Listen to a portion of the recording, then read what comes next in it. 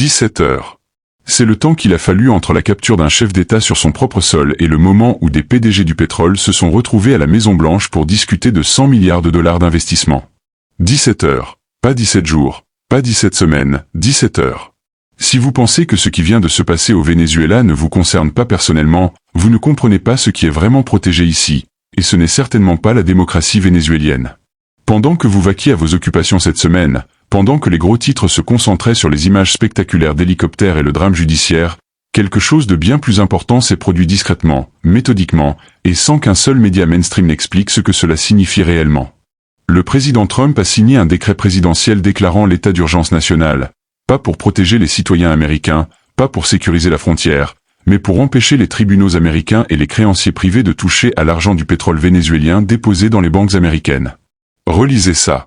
Le président des États-Unis vient de dire aux tribunaux américains, « Vous ne pouvez pas faire valoir vos droits légaux sur ces fonds, ils sont intouchables. » Ce n'est pas de la spéculation, ce n'est pas du commentaire.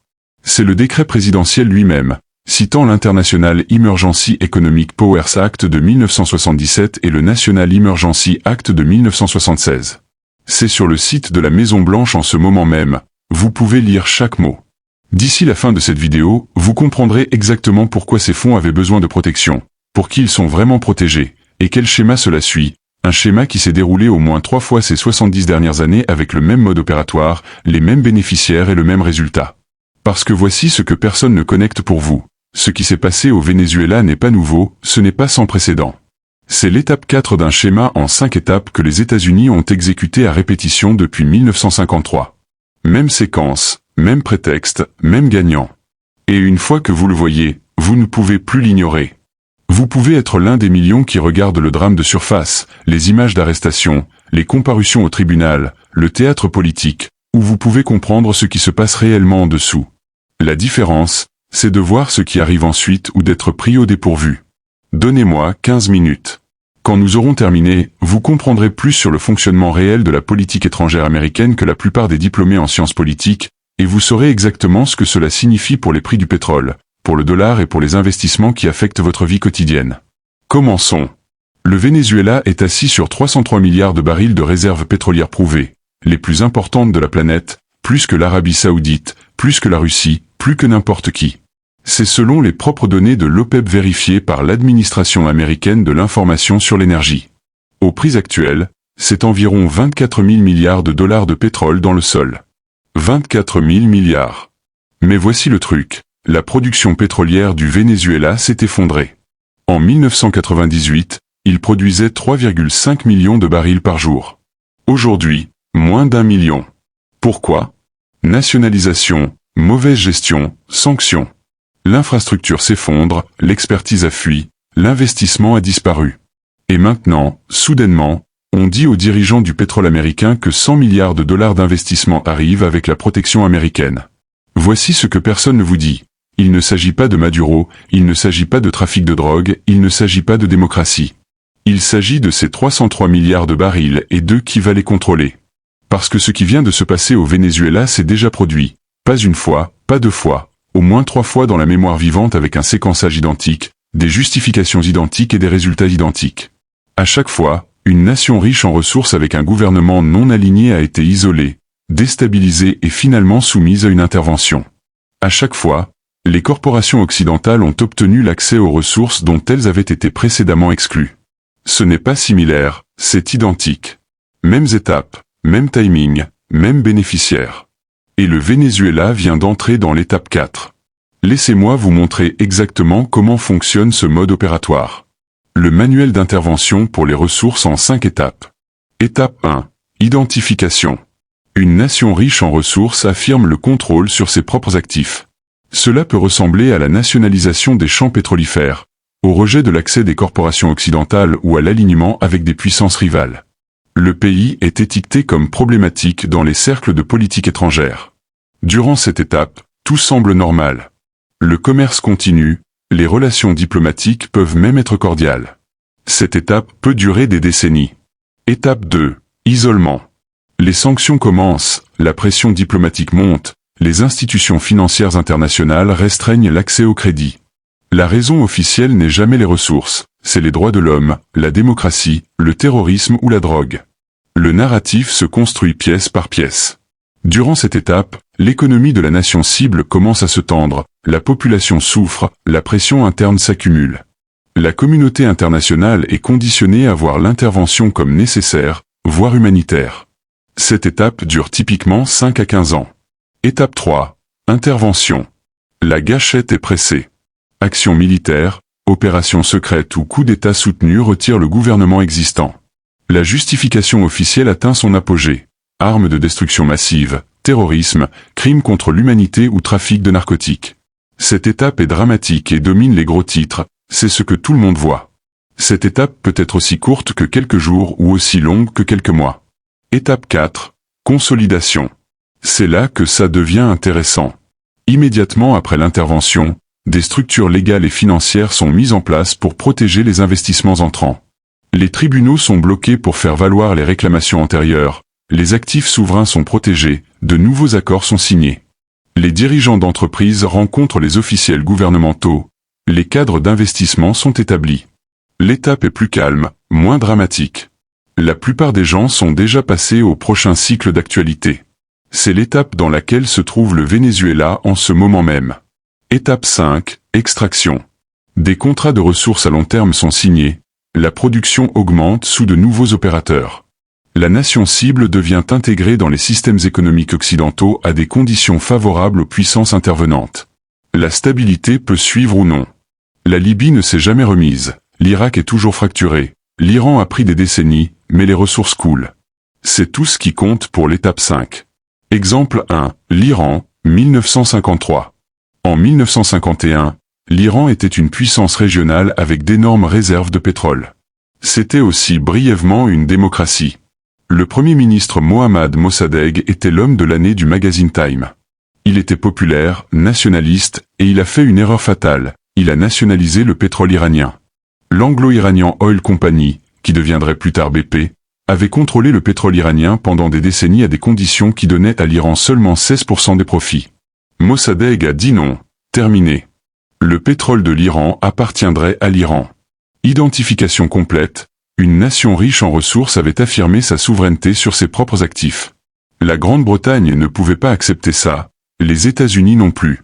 Des sanctions ont été imposées, le pétrole iranien a été bloqué, l'économie a commencé à s'effondrer. Le narratif a changé, Mossadegh était instable, Mossadegh flirtait avec les communistes, Mossadegh était une menace pour la stabilité régionale. Étape 2 vérifiée. En août 1953, la CIA et les services secrets britanniques ont exécuté l'opération Ajax. Mossadegh a été renversé, le Shah a été installé, la démocratie s'est terminée. Les documents déclassifiés confirment chaque détail.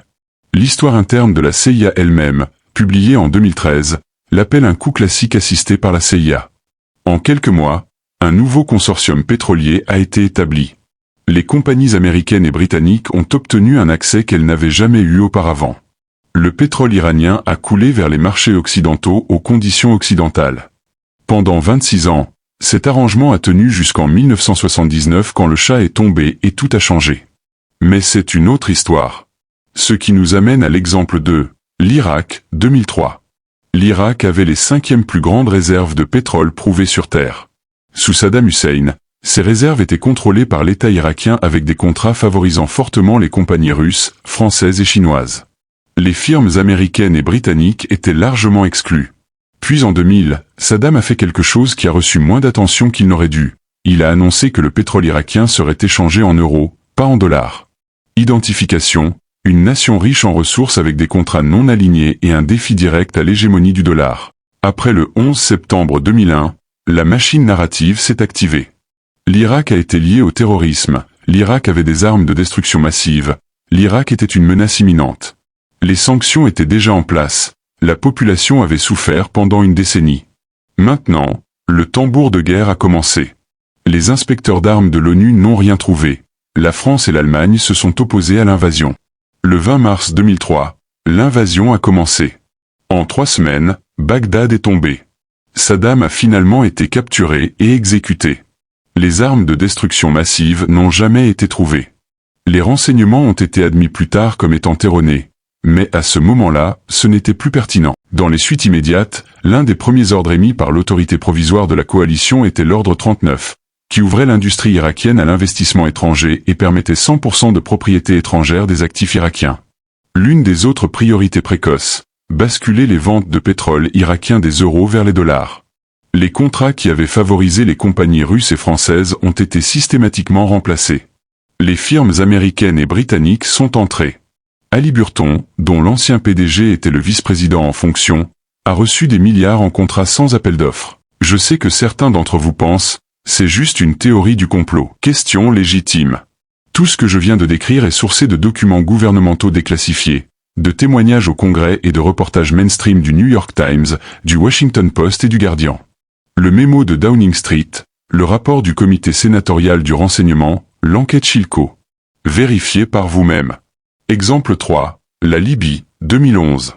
Mouammar Kadhafi a dirigé la Libye pendant 42 ans. Aimez-le ou détestez-le, et il y avait beaucoup de raisons de faire les deux. La Libye sous Kadhafi était la nation la plus riche d'Afrique par PIB par habitant. Soins de santé gratuits, éducation gratuite, l'indice de développement humain le plus élevé du continent. Et du pétrole, beaucoup de pétrole, les plus grandes réserves prouvées d'Afrique. Kadhafi avait nationalisé le pétrole libyen dans les années 70, mais en 2003, il avait fait la paix avec l'Occident. Les sanctions ont été levées, des contrats pétroliers ont été signés, il a été accueilli de nouveau dans la communauté internationale. Alors, qu'est-ce qui a changé? En 2009 et 2010, Kadhafi a commencé à promouvoir deux idées. Une monnaie de l'Union africaine adossée à l'or, le dinar-or, et tarifer le pétrole africain dans cette monnaie au lieu du dollar. Si ces idées gagnaient du terrain, elles menaçaient de saper la domination monétaire occidentale à travers tout un continent. Quand le printemps arabe a commencé en 2011, les protestations se sont répandues en Libye. Contrairement au Bahreïn ou à l'Arabie Saoudite où les protestations ont été réprimées avec des armes occidentales et un silence occidental, en Libye le narratif a changé immédiatement. Kadhafi allait massacrer son propre peuple, une catastrophe humanitaire était imminente, l'intervention était moralement nécessaire. L'OTAN a commencé les frappes aériennes en mars 2011. L'objectif déclaré était de protéger les civils. 7 mois plus tard, Kadhafi était mort, battu et tué par une foule devant les caméras pendant que les dirigeants occidentaux célébraient. La secrétaire d'État Hillary Clinton, quand on lui a annoncé sa mort devant les caméras, a ri et dit « Nous sommes venus, nous avons vu, il est mort ». Dans les suites, les contrats pétroliers de la Libye ont été redistribués. Les compagnies occidentales ont obtenu un nouvel accès. Le projet de dinar-or est mort avec Kadhafi. Mais voici le truc avec la Libye, l'étape 5 n'est jamais vraiment arrivée. Le pays s'est effondré en guerre civile, plusieurs gouvernements ont revendiqué la légitimité, des marchés d'esclaves sont apparus dans une nation qui avait été la plus prospère d'Afrique. Les ressources ont été sécurisées, le pays a été détruit. Maintenant, parlons du Venezuela.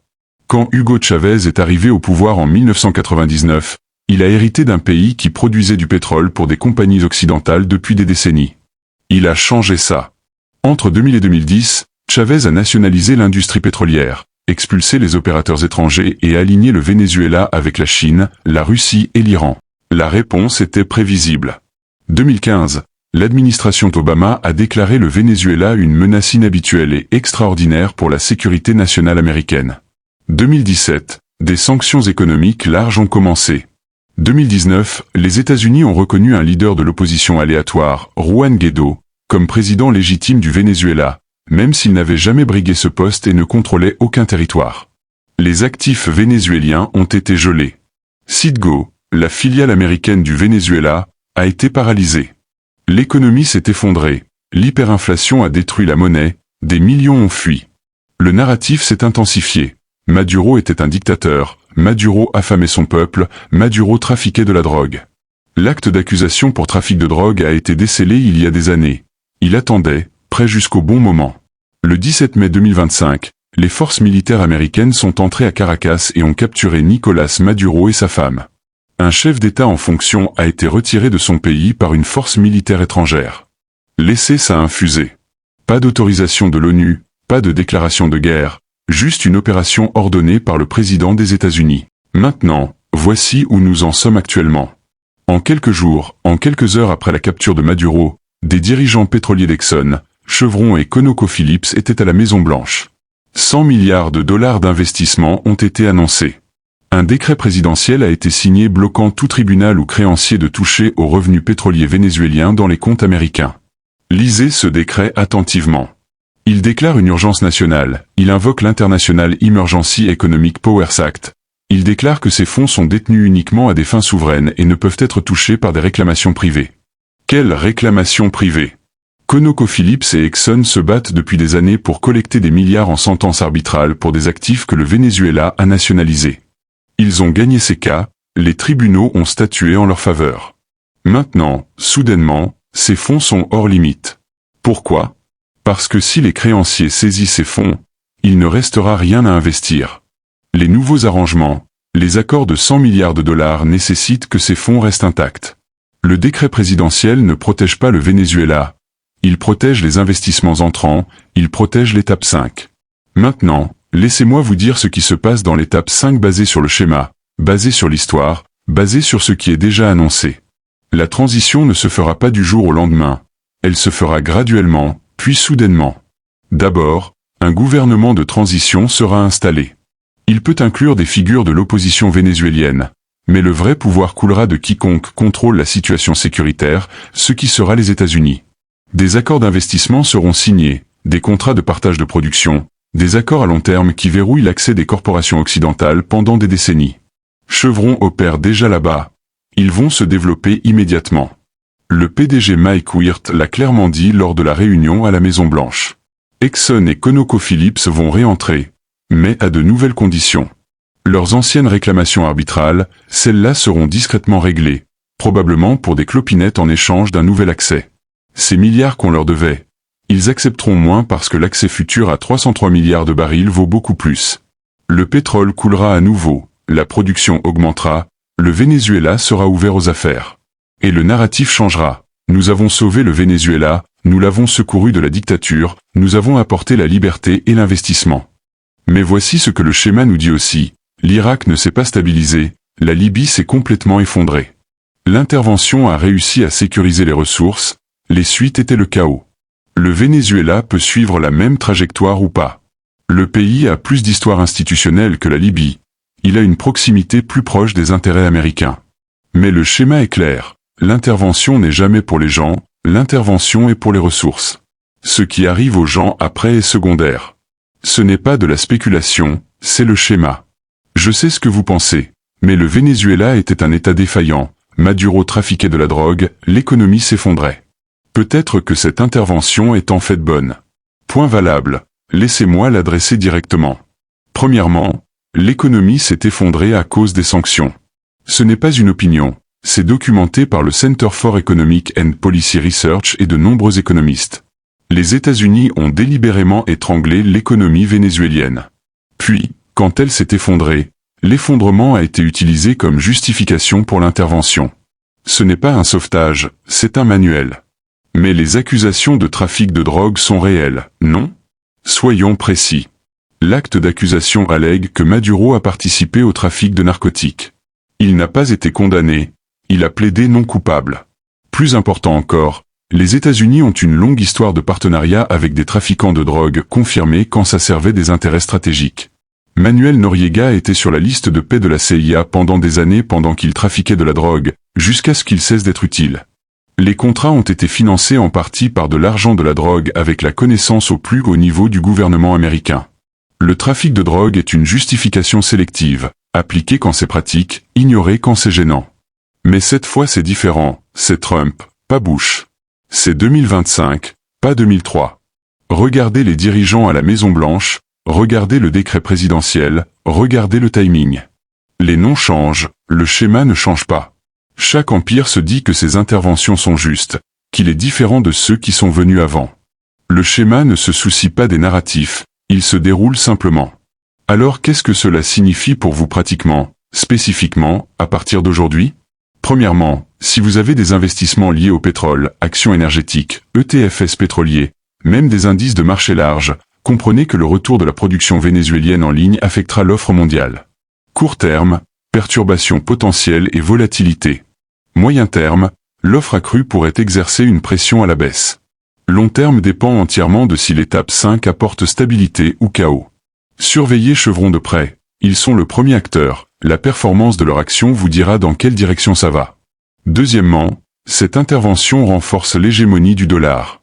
Le pétrole coulant à travers les compagnies occidentales tarifées en dollars. À court terme, c'est favorable au dollar. Mais chaque intervention comme celle-ci génère aussi du ressentiment et accélère les efforts de dédollarisation par les pays qui regardent attentivement.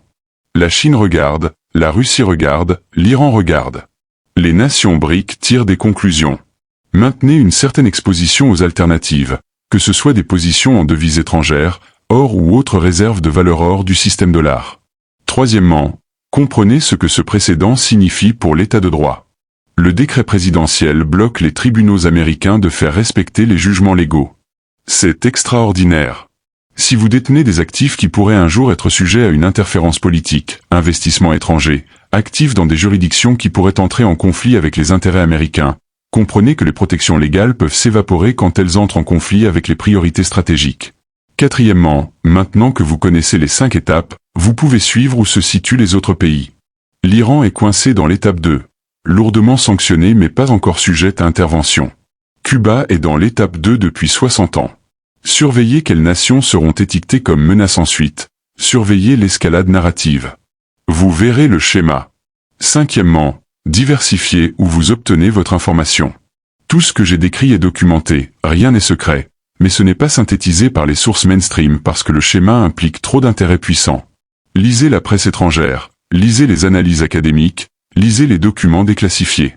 L'information existe, vous devez juste regarder au-delà de la surface.